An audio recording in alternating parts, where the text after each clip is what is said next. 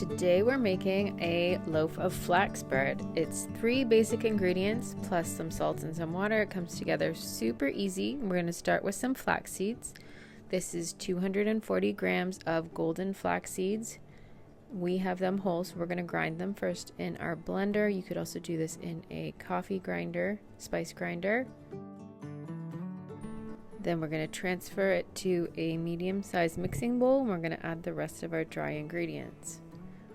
So we've got some psyllium husk powder. It's 40 grams, 2 teaspoons of baking powder, and a half teaspoon of salt. Then we're going to give that a mix so everything's incorporated. Then we're going to add our wet ingredients. The only ingredient here is water. We want 1 1/3 cups hot water, and we're going to add it in. And because this is going to be really hot, you're going to want to grab a spoon or a spatula to start mixing with until it's cool enough, and then we'll get in there with our hands.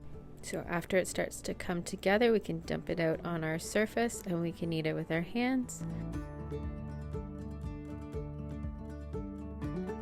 After we knead it for about 5 minutes, we're going to shape it into your desired loaf shape. I've just kind of made it into a ball.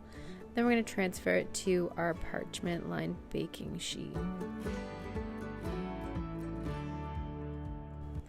Then we can grab a little bit of water, wet our hands, and then wet the top of your loaf, and then you can sprinkle a few more whole flax seeds on top if you like.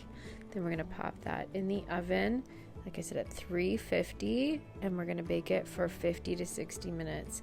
I checked mine at 50 minutes. It still felt a little heavy, so it was still holding quite a bit of moisture, so I set it for another 10 minutes and pulled it at 60 minutes.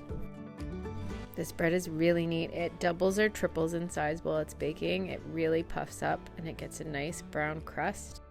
And when it's done, you're going to pull it from the oven and we're going to put it on a cooling rack for a little bit. Then slice it up and enjoy. You can enjoy it as is, freshly baked. You can toast it. You can turn it into sandwiches.